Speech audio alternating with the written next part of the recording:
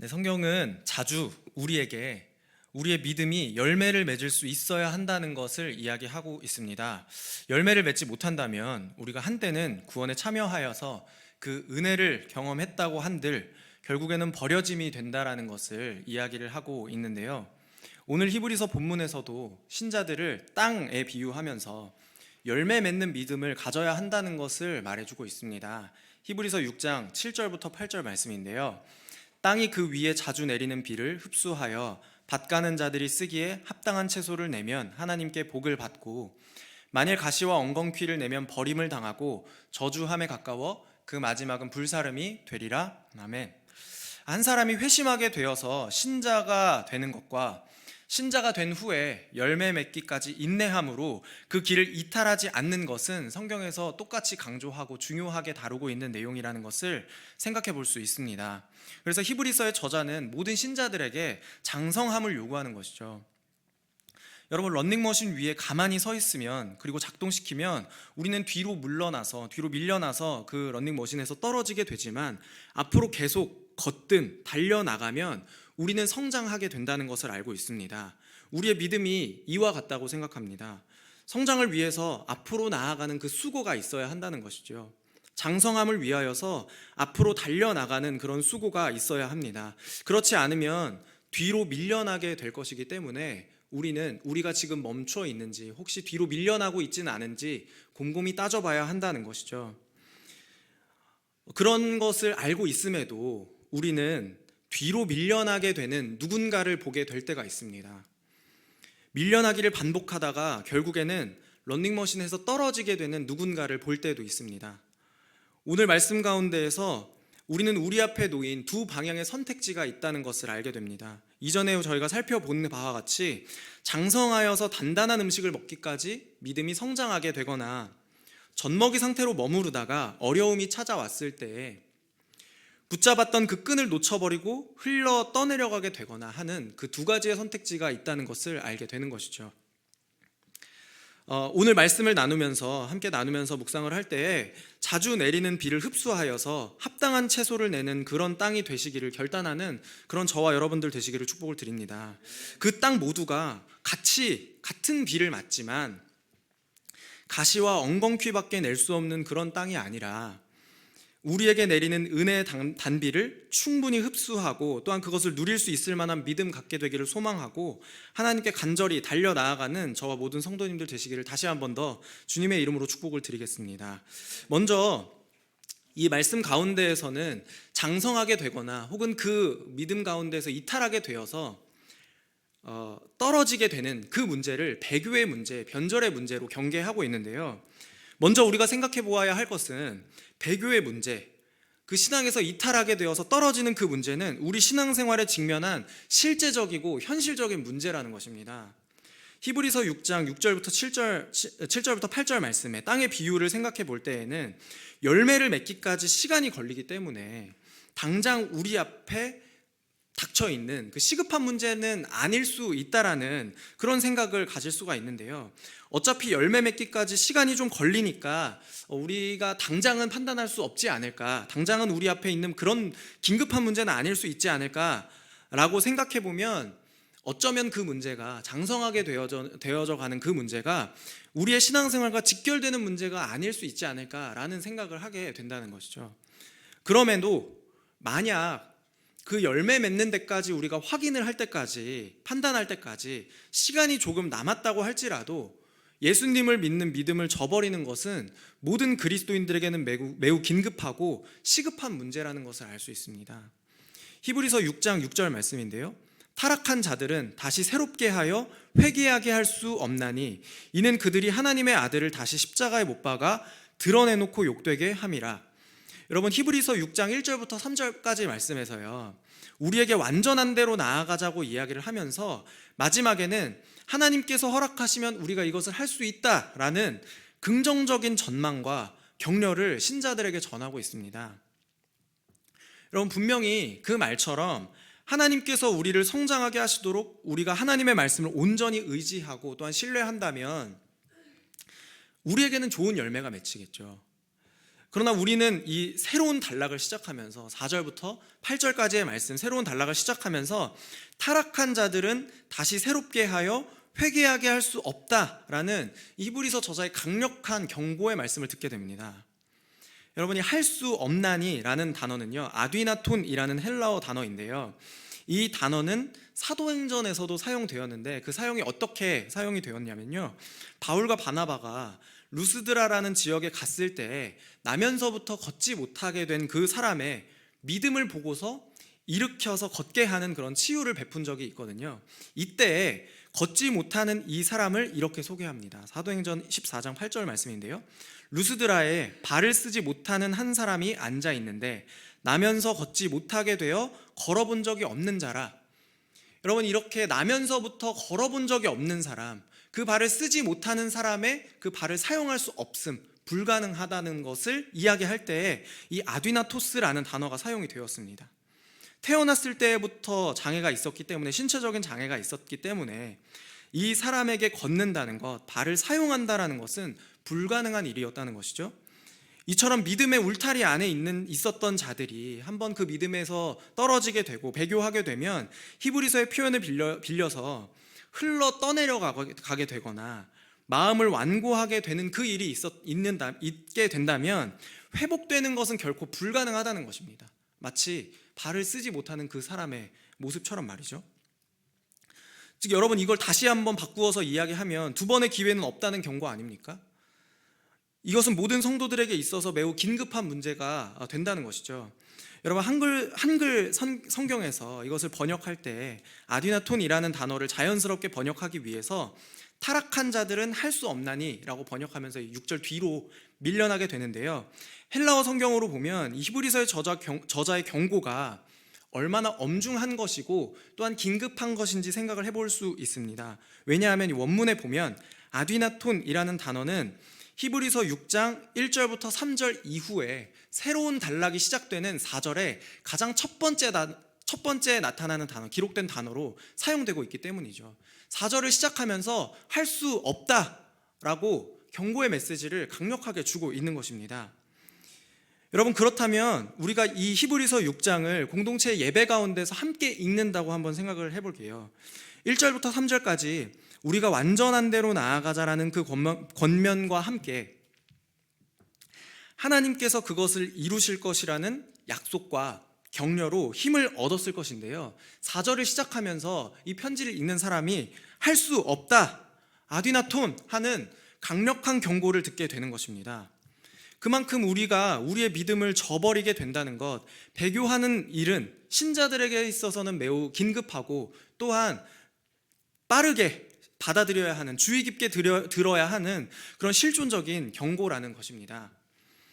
물론 여러분, 이 본문에서 이 히브리서를 읽는 이 성도들이 타락한 자들인가, 혹은 믿음에서 떨어져 나가서 배교한 사람들인가를 생각해보면 그렇지는 않습니다.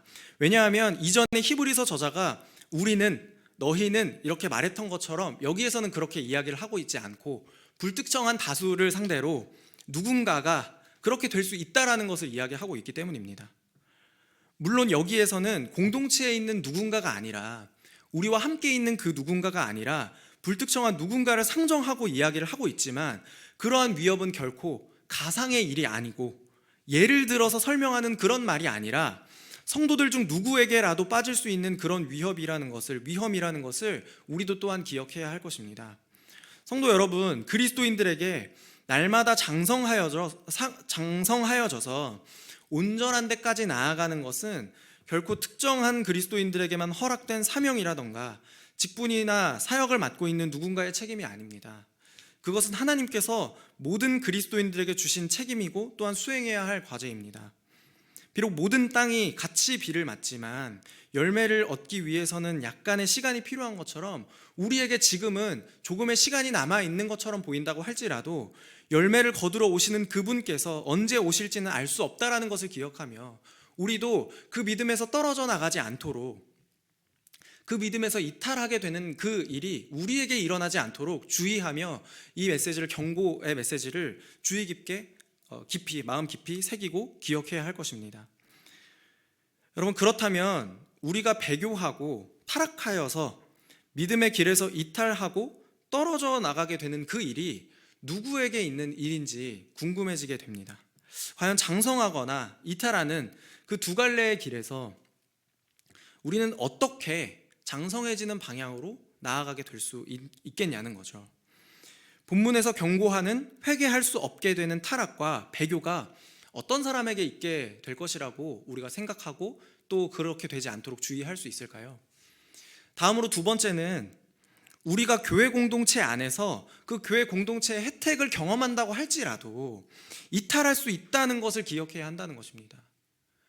건강한 공동체에서, 안전한 교회 공동체에서 함께 신앙생활을 하고 그 혜택을 누린다고 할지라도 어떤 개인은 그 가운데에서 이탈하고 떨어지고 뒤로 밀려나서 마치 런닝머신에서 떨어지는 것처럼 우리 믿음에서 이탈하게 되는 그 일이 우리 중 누군가에게도 있을 수 있다는 것이죠.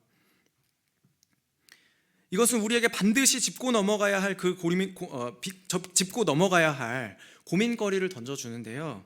교회 공동체가 신자들의 신앙 성장에 도움을 주는 그 역할이 유효하다고 하더라도, 교회 공동체가 신자들을 섬기고 성도들을 온전히 세우는 데 필요한 그 모든 것들을 제공하기 위해서 노력하는 그것이 유효하다고 할지라도 모든 성도들이 그 혜택을 다 100% 받아 누리고 장성하게 되는 것은 아니라는 것이죠. 히브리서 6장 4절부터 5절 말씀입니다. 저희 같이 다시 한번 읽어보겠습니다. 한 번 빛을 받고 하늘의 은사를 맛보고 성령에 참여한 바 되고 하나님의 선한 말씀과 내세의 능력을 맛보고도. 네, 아멘. 4절 5절에서는요, 타락하고 믿음에서 파선하여 흘러 떠내려간 자들이 한때는 분명 하나님께서 사람에게 베푸시는 그 은혜를 경험했던 자들이라는 것을 분명하게 이야기하고 있습니다. 믿음에서 떨어져 나간 자들이 이전에 겪었던 그 하나님의 선물들, 하나님의 능력을 누린 그 사실이 본문에는 5가지로 구분되어져서 기록이 되어 있는데요. 첫 번째로 먼저는 그들은 한 번 빛을 받았던 자들이라는 것입니다. 한 번 빛을 받았다라는 이 표현은 비신자가 신자가 된 것, 즉 회심에 관련된 내용이라는 것이 분명합니다. 또한 초대교회에서 빛을 받았다라는 이 표현은 회심을 경험한 후에 자연스럽고 또한 필연적으로 뒤따랐던 그 은혜의 방편인 세례를 의미하는 말로 사용이 되었습니다.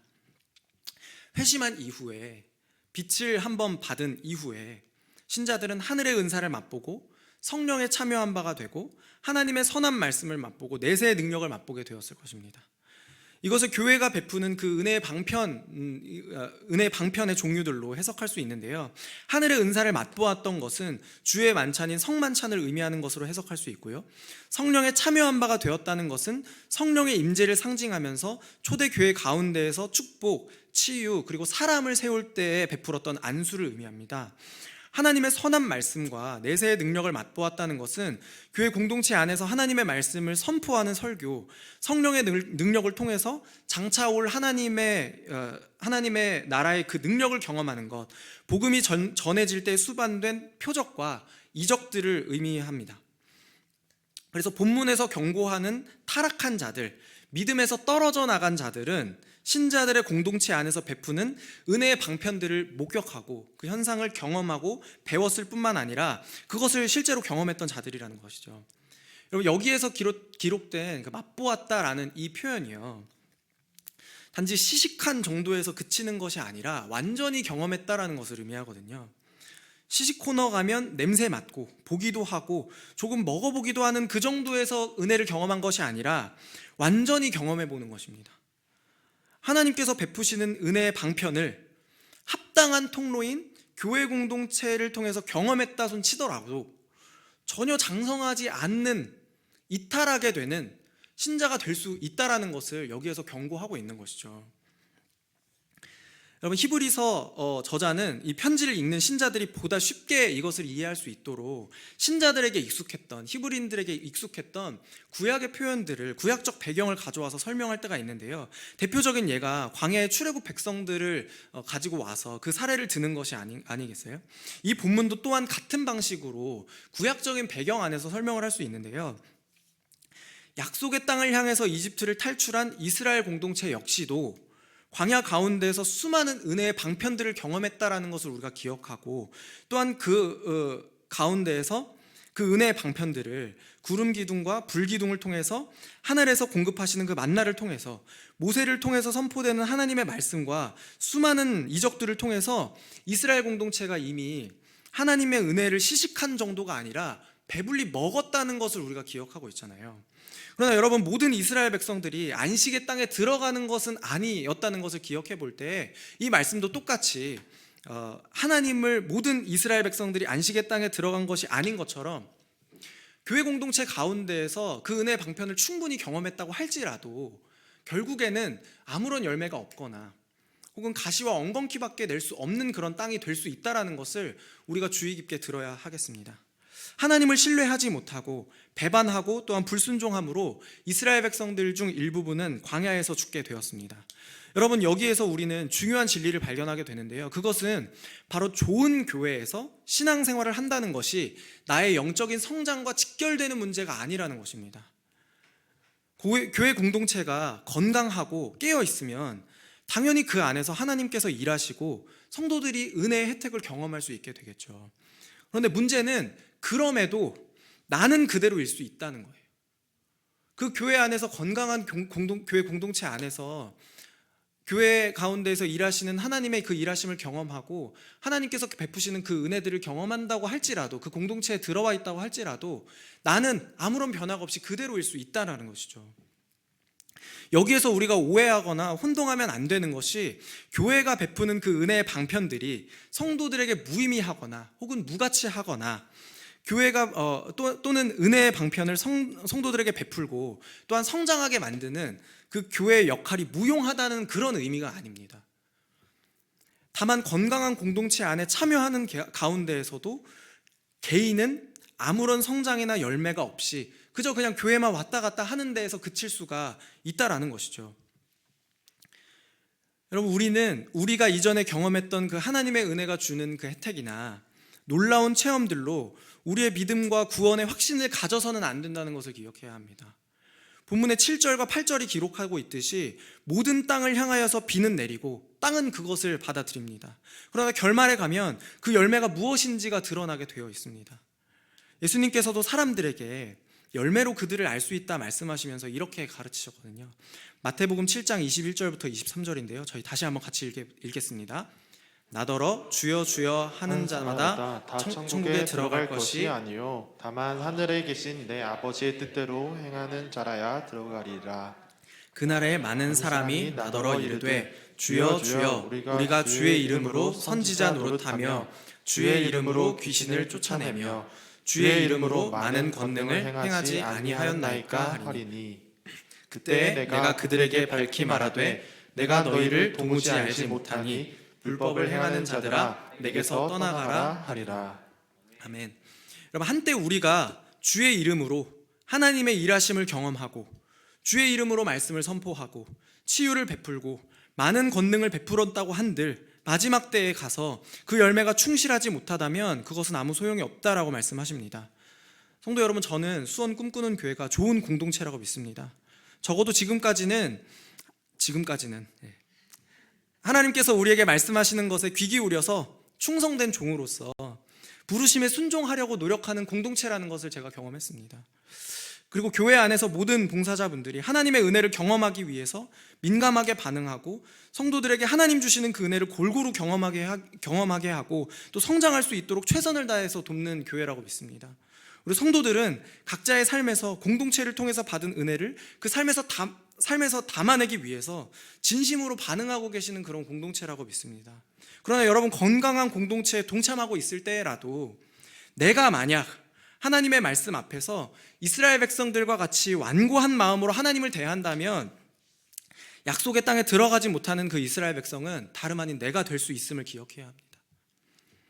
그렇다면 여러분, 만일 성도들에게 은혜의 방편을 제공하는 교회 공동체의 역할과 기능의 문제가 없다라고 한다면 성도들은 어떻게 합당한 열매를 맺을 수 있겠냐는 것입니다.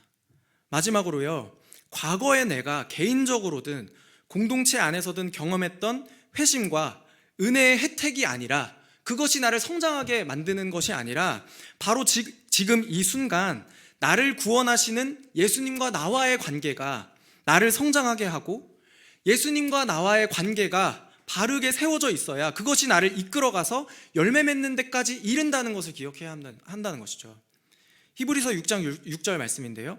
타락한 자들은 다시 새롭게 하여 회개하게 할 수 없나니 이는 그들이 하나님의 아들을 다시 십자가에 못 박아 드러내놓고 욕되게 함이라.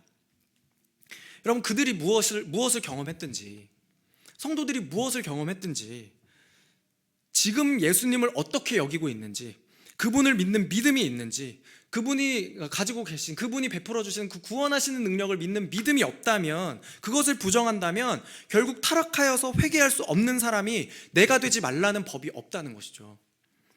본문에서 기록된 은혜의 방편들, 그리고 신자들이 공동체를 통해서 경험한 것들을 헬라어로 읽게 되면, 이게 그냥 이제 어려우니까 설명만 들어주세요.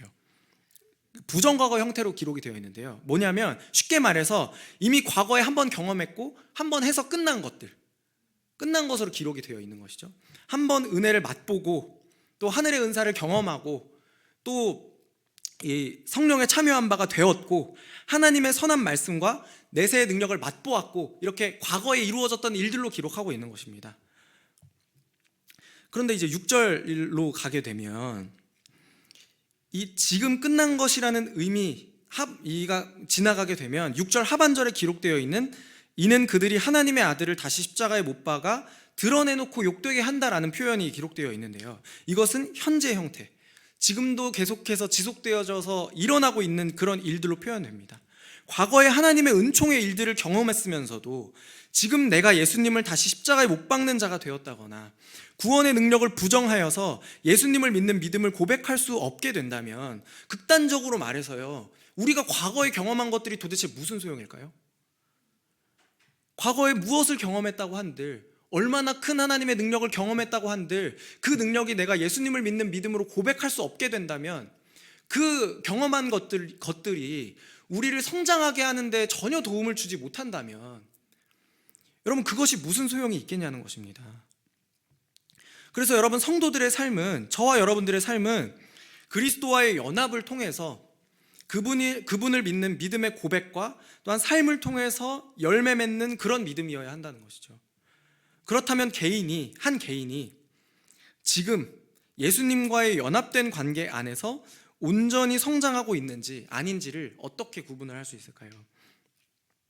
성도 개인이 지금 예수님을 믿는 믿음으로 성장하고 열매 맺는 과정에 있는지, 아니면 본문에서 경고하고 있듯이 결국에는 예수님을 드러내놓고 욕되게 만드는지는 어떻게 구분할 수 있냐면, 어떻게 판별해야 하냐면, 그가 시험을 당할 때, 그 사람이 어려움에 처해 있을 때, 광야의 이스라엘 백성들처럼 하나님을 원망하고 마음을 완고하게 하여서 하나님의 뜻을 저버리는가, 아니면 그 어려움 가운데에서 예수님의 구원하시는 그 능력을 기다림으로 믿음의 길에서 이탈하지 않고 인내하는가를 보고 판별해야 된다는 것이죠. 여러분, 그렇다면 우리에게는 시험을 이겨낼, 어려움 가운데에서도 그 하나님의 예수님의 구원하시는 그 능력을 신뢰함으로 인내하고 버텨낼 수 있는 믿음이 있을까요? 우리는 이 문제를 곰곰이 생각해 보고, 만약 그렇지 않다면 우리가 이탈하게 되지 않기 위해서 예수님을 믿는 믿음이 우리의 삶에 가장 큰 영향을 줄 수 있게 되도록 우리가 하나님 앞에 간절한 마음으로 나아가야 할 것입니다. 여러분, 이와 같은 문제는 우리 자녀들을 양육할 때에도 똑같은 문제인 것 같아요. 부모님 따라서 열심히 교회를 다니면 교회 공동체가 베푸는 그 은혜의 방편, 공동체의 혜택을 자연스럽게 누리면서 살아가는데요, 때가 되면 유아 세례를 받고, 때가 되면 주일학교에 입학하고, 여름 성경학교 하면서 하나님의 말씀 듣고, 세례 입교도 받고 훈련도 받습니다. 그런데 여러분, 정작 그 아이들이 부모님의 신앙을 자신의 신앙으로 고백하면서 자라고 있을까요? 혹시 우리의 자녀들에게 은혜의 방편을 경험할 수 있도록 충분히 그 기회를 제공하면서도 우리 아이들이 그 은혜의 방편을 충분히 흡수할 수 있을 만큼의 믿음에 준비되지 않았기 때문에 우리 아이들이 그 시험을 이겨낼 힘이 없이, 능력 없이 자라고 있는 것은 아닌지 되돌아봐야 할 것 같습니다. 그리고 우리 자신도 복음의 능력이, 예수님과의 연합이 주는 참된 축복이 우리의 삶에서 언제나 정답이라는 것을 각자의 삶에서도 나타나게 하고, 우리 자녀들에게 믿음의 본이 될 수 있게 해야 될 것 같습니다. 성도 여러분, 시험을 당하거나 어려움에 처할 때가 있다면 그곳이 바로 예수님과 나와의 관계를 증명하고 또한 우리에게 그 믿음이 참된 것이라는 것을 증명할 수 있는 기회가 될 것입니다. 예수님과의 진실된 관계 안에서 저와 여러분의 믿음이 열매 맺기까지 인내하는 그런 은혜가 있기를 주님의 이름으로 축복을 드립니다. 땅이 때를 따라 내리는 비의 양분을 흡수하고 결국에는 합당한 열매를 맺는 것처럼 우리의 삶에서도 이와 같은 믿음의 열매가 있기를 다시 한번 주님의 이름으로 축복을 드립니다. 여러분, 우리가 장성하거나 혹은 이탈하거나의 관림길에서 첫 번째는 이 문제가 우리의 신앙생활에 직면한 가장 실제적인 문제, 우리도 그것을 겪을 수 있는 긴급하고 주의를 기울여야 하는 그런 문제라는 것을 기억해야 할 것이고요. 두 번째는 우리가 건강한 교회 공동체 가운데에서 은혜의 방편을 온전히 경험한다고 할지라도 우리도 또한 주의를 기울이지 않으면 뒤로 밀려나고 이탈할 수 있게 된다는 것을 기억해야 할 것입니다. 그리고 우리가 그 은혜의 방편들을 충분히 흡수하고 또 열매 맺기까지 자라게 되고 인내할 수 있도록 지금 예수님과 나와의 관계를 돌아보고 예수님을 나의 구주로 또 구원을 베풀어 주시고 또 사람을 변화시켜 주시는 그 능력을 우리에게도 주실 수 있는 분이라는 것을 기억하면서 그분께 간절한 마음으로 나아가는 그런 저와 여러분들 되셨으면 좋겠습니다. 우리의 삶에서 어려움이 찾아올 때에 마치 런닝머신 위에서 뒤로 밀려나서 떨어지게 되는 것과 같지 않게 되기를 주님의 이름으로 축복을 드립니다. 지금 그래서 우리에게 주신 그 시간 가운데에서 예수님을 사랑하고 예수님을 신뢰함으로 그분과 연합하여서 합당한 열매 맺기까지 인내함으로 자라가게 되는 모든 성도님들 되시기를 다시 한번 주님의 이름으로 축복을 드리겠습니다.